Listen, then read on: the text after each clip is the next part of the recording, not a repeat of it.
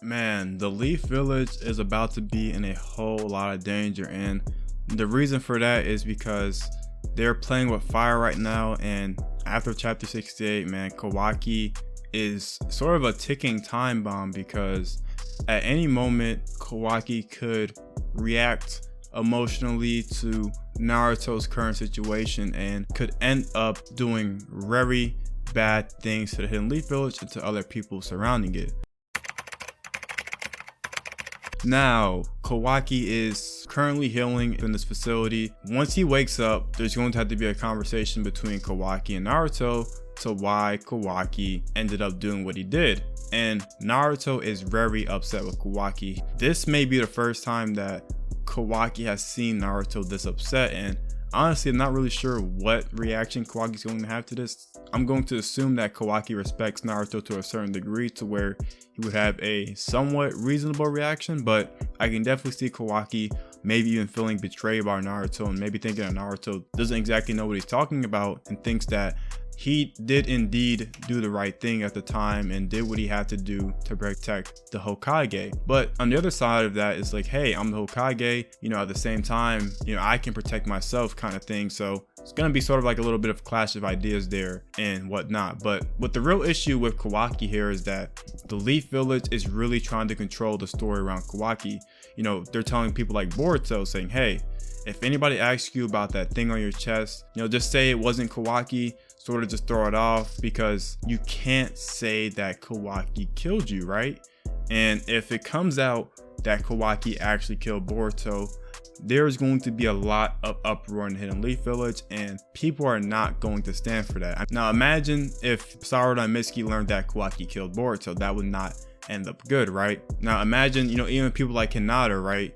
You know, they brought Kawaki into their home, treated him like family pretty much, and to learn that Kawaki ended up killing Boruto is not going to sit well with a lot of people. So I understand why the Hidden Leaf Village is sort of keeping this on the wraps and is playing with fire pretty much, because at any moment Kawaki could just decide that he doesn't necessarily agree with what's happening, and he could just activate his karma and, you know, start dropping cubes everywhere. So very dangerous situation that they're putting themselves into right now, and it's really going to take some serious communication to make sure that Kawaki does not end up blowing everything up. And as long as Naruto is okay, the Hidden Leaf Village is okay as of now. There is something interesting with that, because Code and Eida literally just came into the Leaf Village, and if Kawaki regains consciousness and if Naruto gets put into another situation to where his life is in danger, this is not going to set up very well. And I've talked about this in previous videos, saying like, hey, if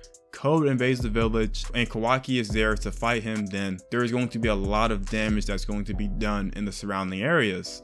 And there's going to be things such as casualties that happen, because Kawaki doesn't really fight with other people in mind, right? I mean, we learned in chapter, I believe 66, was that he didn't really care if Shikamaru died. He was more so worried about Hokage. So man, I can't see Kawaki actually trying to function in a crowded space with other civilians and not end up accidentally killing somebody. But I think now that Code and Eida are invading, you know, Naruto is going to have to address this issue, because Shikamaru was telling Ino to make sure that Naruto knows and Sasuke knows about what's going on right now. So here's what's probably going to happen, right? Naruto and Sasuke potentially are going to go to that room and intercept Code and Eida. Now the thing with Eida's abilities is that she can subdue people and make them infatuated with them. This could be a real issue with Sasuke and Naruto, because if Sasuke and Naruto, one of our two strongest characters, get infatuated with Eida and sort of have trouble breaking that power that she has over them, then there might even be a point to where Kawaki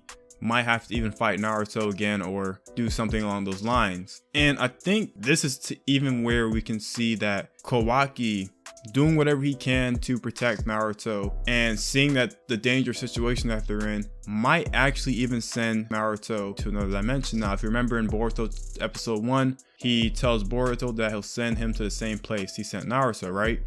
And I think because of the karma's powers, Kawaki could potentially open up another dimension and send Naruto there. Now, on the flip side of this theory, right, Boruto has the karma still, so he could just sort of find where Kawaki sent him, right? But, you know, depending on where Kawaki would send Naruto, that means Boruto would have to sort of search and locate exactly where Kawaki would have sent Naruto. Because I think that's really just the best way to preserve Naruto's life, right? Is because the Leaf Village is about to be in a lot of danger right now, and the way things are looking is that Kawaki is going to have a lot of disagreements with a lot of the Leaf's admins, like, you know, Shikamaru, Naruto, and a couple of others. And we know that Kawaki sort of strays away from the traditional path of fixing things, and I can see Kawaki taking a really extreme route just to protect Naruto. And I don't even think that the Hidden Leaf Village is going to get destroyed before the time skip at all. I think this might even be something towards like the middle of the time skip, to where we see Kawaki sort of going wild and perhaps he destroys a little bit of the Hidden Leaf Village. Perhaps this might not even be Kawaki in the first place, and this could be another event that happened right before then.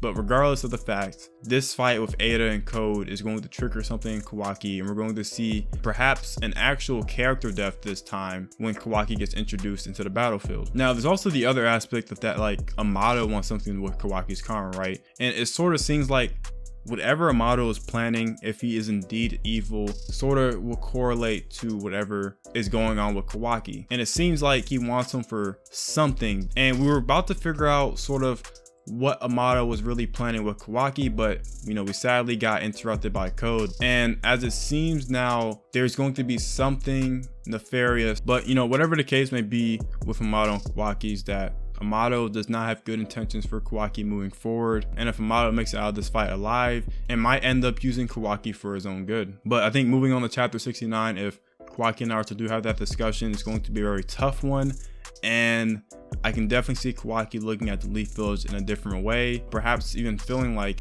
he was a couple of chapters ago. I believe it was after the whole Ishiki fight, where Kawaki's not really feeling like he belongs in Hidden Leaf Village and still sort of feels like an outcast. I can even see Kawaki bringing back some of those feelings from those chapters and sort of realizing that maybe everybody is against him, and not seeing that the way he's handling these issues is not exactly the smartest way to go about them. But yeah, it's kind of what I have to say about the whole Kawaki situation, and it's a really tough one because Naruto has to handle this the best he can, or there's going to be some real damage that occurs in the village. But anyway, let me know what you guys think about Kawaki. Do you think that, you know, Kawaki will end up staying sane for a little bit? I mean, how do you think he's going to interact with everybody else now that he's actually killed Boruto? And how do you feel about Kawaki sort of still being obsessed with Naruto and sort of going out his way to do anything by any means possible to make sure that he's safe? Anyways, hope you guys did enjoy. Make sure to leave a like, comment, and subscribe, and join the Discord. And I'll see you guys later. Peace. Sing.